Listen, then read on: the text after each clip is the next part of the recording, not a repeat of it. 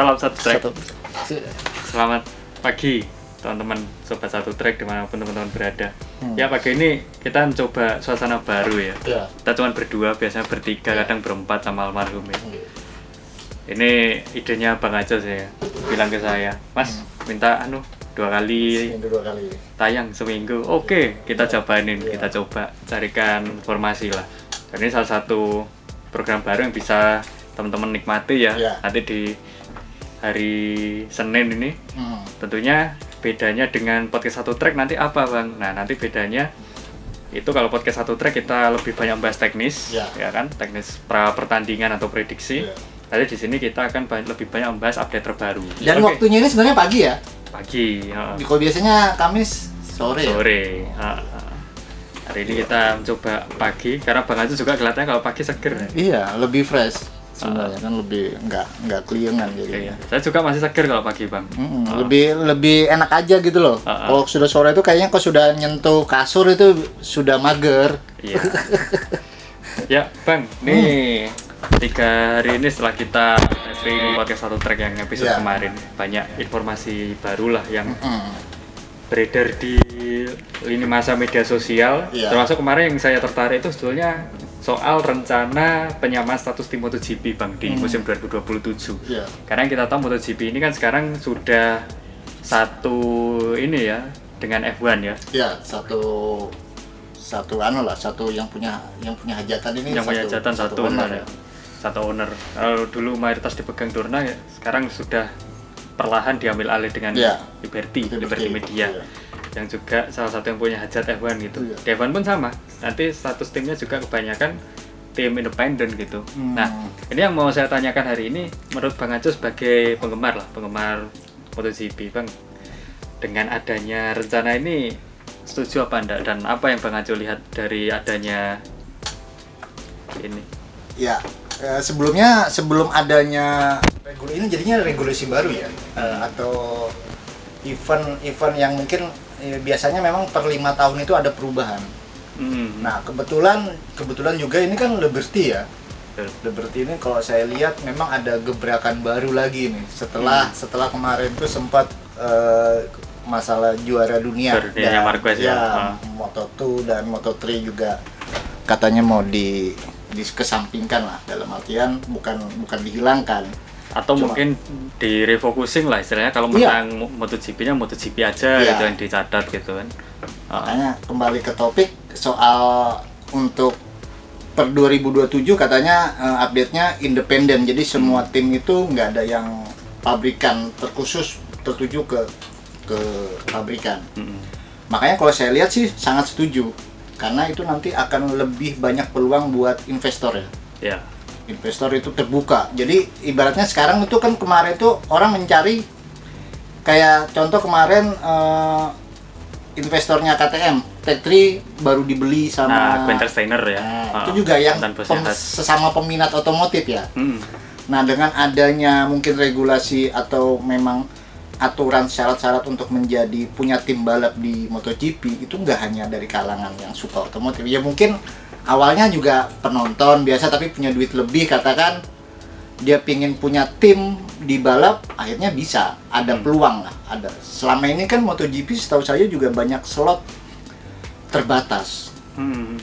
Buktinya sampai saat ini hanya 5 pabrikan yang ikut event di MotoGP.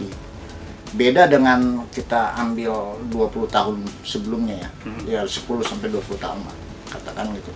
Kemarin tuh banyak kayak Suzuki masih ada, Kawasaki ada, mungkin kayak tahun-tahun sebelum kita nonton MotoGP mungkin banyak pabrikan-pabrikan yang ikut di event ini.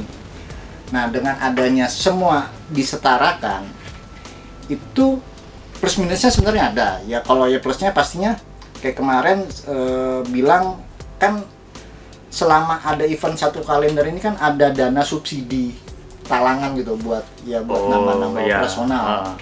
Itu dari panitia penyelenggaranya dari penyelenggaranya itu sedikit banyaknya dana itu kan ngebantu buat operasional. Betul. Ya kan dalam satu kalender 1 tahun ya kan lumayan tuh biayanya. Nah makanya dari disetarakan semua, jadi budget yang diberikan penyelenggara ini sama rata akhirnya. Semua, jadi nggak ada yang dibeda-bedakan. Dan untuk pengembangan sendiri, akhirnya tidak ada yang, kalau di bola itu ada financial fair play. Jadi ada yang pakai dana tak terbatas, kan akhirnya itu janggal, ada kejanggalan di event MotoGP. Karena kalau kita lihat kayak di 2024 kemarin, yang juara dunia bukan pabrikan. Oh ya, Pramac, satelit. Nah, itu bahkan image-nya kayak semacam aib buat pabrikan. Kenapa kok bisa satelit? Iya, yang juara. Kenapa? Itu semacam kayak gimana kan gitu. Memang tetap dia pakai motor Ducati. Nah, dengan adanya semua nanti disetarakan independen, akhirnya nggak ada lagi sudah kata-kata yang ibaratnya siapapun bisa jadi juara. Ya. Nggak harus pabrikan kan gitu kan. Tidak ada hype lagi yang harus dibahas ya kan. Semua bisa berpeluang lah. Intinya semua berpeluang untuk juara. Kurang lebihnya sih. Makanya gebrakan-gebrakannya Liberty ini saya kira dia juga sebelum merencanakan regulasi ini dia pasti juga mikir matang ya kan. Iya. Jadi semua lini semua dapat. Jadi nggak hanya selama ini mungkin yang kita sebagai orang awam aja lah. Cuannya MotoGP itu dari mana sih? Nah, itu. Kalau nggak dari sponsor sama penjualan kendaraan kan. Setelah menang di MotoGP mungkin kayak Ducati penjualannya rada bagus kan gitu. Tapi ya nggak semua kita lihat karena kita adanya di Asia. Karena kita lihat cuman motor Honda dan Yamaha kan. Betul. Jarang lihat Ducati. Tapi kalau di negara-negara yang di luar sana mungkin Ducati bagus. Di bangsa Eropa terutama ya. Iya, bangsa Eropa. Karena memang dia juga punya segmennya Ducati yang pastinya menengah ke atas. Nah, dengan adanya independen ini semua jadi kalangan. Jadi juga ini membuka investor baru khususnya. Jadi ada tim satu mungkin bisa kalau bahasa mudanya kita bisa patungan lah, bisa gotong royong buat ngebangun tim itu tadi. Betul. Mungkin untuk bayangan teman-teman Sobat Satu Track itu kita ambil contoh di F1 itu timnya Mercedes saja.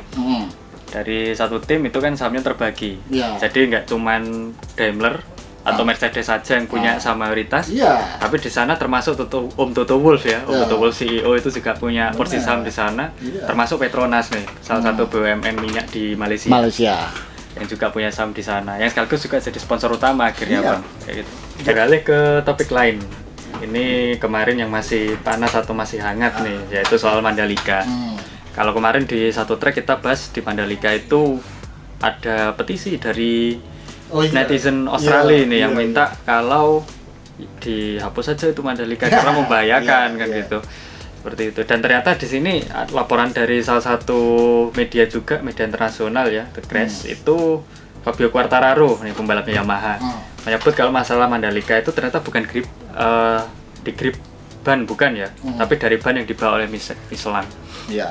Itu kalau dari Bang Anco gimana? Lebih setuju ini atau ada pendapat lain? Jadi itu memang saya sempat baca itu. Katanya yang disediakan si Michelin itu ban yang hard. Betul. Yang dibawa ke Mandalika itu hard. Karena memang dilihat pasti kan Michelin ini juga datang ini kan sesuai data yang tahun-tahun kemarin ya. Pastinya kan gitu. Pedoman anunya dia. Kalau saya lihat sih oke, bisa jadi. Karena kan nggak juga semua tipe motor atau gaya balap si pembalap itu cocok juga dengan komposisi Michelin tahun ini yang dipakai. Dan kalau saya lihat sih sebenarnya itu grip, yaitu tadi yang sebelum kita bahas, si Mandalika ini sebenarnya kurang event, jadi banyak kurang jam terbang lah si sirkuit ini. Oke, yang menyebabkan kemarin aspalnya ini masih kurang kayak low bekas ban lah. Iya, banyak yang low side ya kan, low grip lah intinya kan, low grip, cengkramannya kurang. Nah, kemarin itu sih sebenarnya dilema kalau menurut analisa saya juga.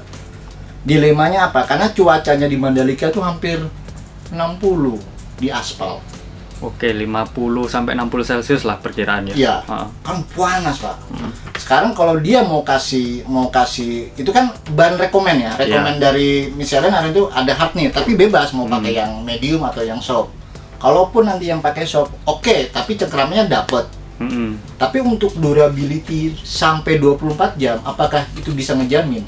karena saking panasnya. Takutnya di awal balapan cengkramannya dapat, tapi setelah itu degradasi ban itu lebih cepat.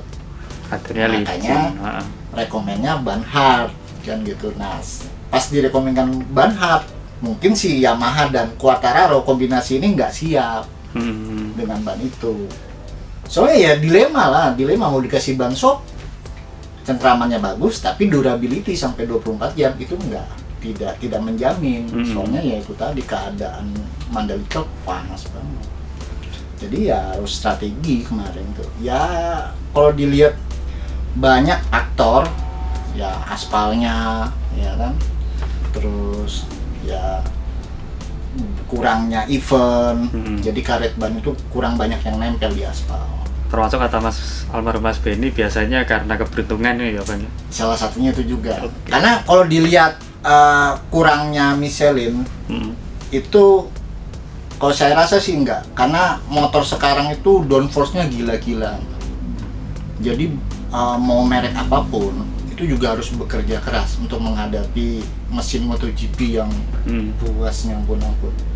Ya kan? Beda dengan dulu. Dulu mungkin kita tahu motor mesin 1000 cc ya sudah. Sekarang kan mesin 1000 cc ditekan dengan aerodinamika, akhirnya ya itu tadi. Jadi kalau saya lihat sih Michelin tuh sampai tahun ini akhirnya berkembang jadi ban yang bagus di antara ban-ban yang lain, karena dia sudah bisa melalui hal-hal itu ya. Dan terbukti kemarin juga rekor pecah kok. Ya kan? Rekor baru lagi. Rekor baru lagi berarti kan si Michelin bagus nih kan gitu. Bukan mundur. Jadi perkembangannya tetap update dari tahun ke tahun, si Michelin ini tetap update. Bukannya mundur. Makanya mungkin aja kombinasinya si Quartararo sama Yamaha kurang cocok pada waktu kondisi di Mandalika kemarin. Ya menarik tuh. Dan satu lagi Bang, ini soal penggantinya Marquez, banyak yang bertanya. Marquez ini siapa nanti yang gantikan di Phillip Islands dan seterusnya? Kalau yang terdaftar itu kan biasanya berapa hari itu harus didaftar ya. Cuman yang siap sekarang itu sebenarnya si Piro. Kebetulan memang Piro kan pembalap uji coba, jadi dia lebih paham lah. Dan untuk sebenarnya sih kalau dibilang ini rugi nggak buat Ducati? Nah itu. Kalau secara data, mencari data rugi kan gitu, karena ya butuh lah untuk event 2026 kan. Makanya tetap si Piro mungkin ya, ini kan masih rumor juga kan. Tapi mungkin ya bisa jadi sih hampir 80% kayaknya si Piro. Iya. Soalnya si Ducati kan butuh data. Apalagi GP25 kita tahu sendiri lagi babak belur sebenarnya. Iya, ya itu tadi kan akhirnya mengamini omongan netizen beberapa bulan yang lalu gitu. Iya. Karena kan waktu itu memang Ducati memang lagi tinggi-tingginya nih. Iya. Terus kemudian mulai banyak pengamat, mulai banyak netizen juga yang berpendapat wah ini hati-hati nih. Iya. Karena nanti setelah tengah musim ke belakang ini perlawanan dari tim lain akan semakin sengit gitu, dan ternyata sudah terbukti gitu. Di akhir-akhir musim sudah mulai kelihatan agak loyo, meskipun dalam artian Ducati sendiri dan Marquez itu sudah mengunci gelar juara gitu. Tapi ya itu tadi, mereka nggak bisa leha-leha kan gitu. Sebenarnya yang bikin rame itu ya ini tadi untuk minggu ini loh yang Phillip Island. Jadi untuk fansnya Marquez khususnya itu nggak terima gara-gara Marquez main di Mandalika. Makanya ada petisi si Mandalika kalau perlu dicoret. Iya. Ya nggak gitu juga kali ya kan. Soalnya bakalan dapat rumor si Mandalika memperpanjang kontrak loh sampai 2031. Oke, ya berarti ini kan dari penyelenggara sudah ada optimisme lah kalau misalkan Mandalika ini potensi penontonnya masih tinggi gitu. Ya boleh lah mengkritik. Ya mungkin nanti tahun-tahun depan Mandalika dibenahi ya kan, untuk masukan-masukan yang kemarin kayak masalah gravel ya dibenahi. Karena kan masalah di sirkuit itu sebenarnya nggak hanya di Mandalika aja, banyak kok sirkuit yang bermasalah. Ya, dan memang perlu perbaikan gitu, nggak hanya Mandalika saja. Oke, Bang, mungkin itu dulu untuk Lambe Satu Track ya, episode pertama lah di minggu ini.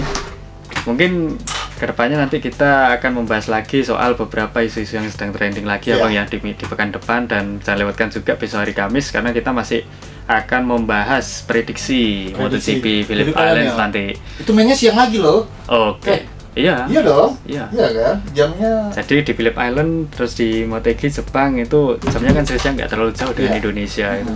Jadi masih bisa lah nanti kita sambil nobar lah hari Jumat nanti ya, Jumat Sabtunya. Nanti kita lihat bersama.